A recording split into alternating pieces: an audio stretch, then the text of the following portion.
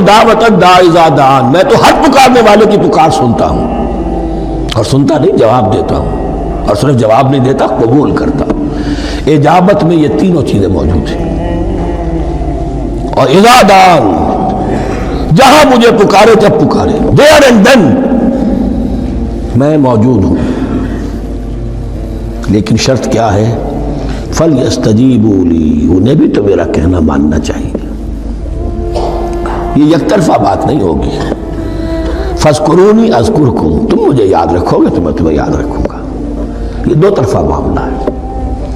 تم شکر کرو گے میں تمہاری قدردانی کروں گا، تم میری طرف چل کر آؤ گے میں بھاگ کر آؤں گا، تم بارش بڑھاؤ گے میں ہاتھ بڑھاؤں گا، لیکن تم رخ موڑ لو گے ہم بھی رخ موڑ لیں گے۔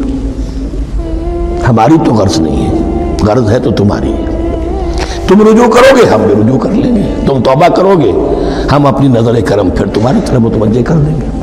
لیکن ہر چیز ان تنصروا اللہ ینصرکم، اللہ کی مدد کرو گے تو اللہ تمہاری مدد کرے گا۔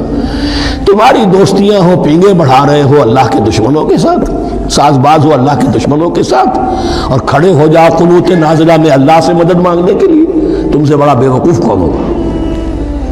پہلے اللہ کی طرف رخ تو کرو، اللہ سے اپنا معاملہ درست کرو۔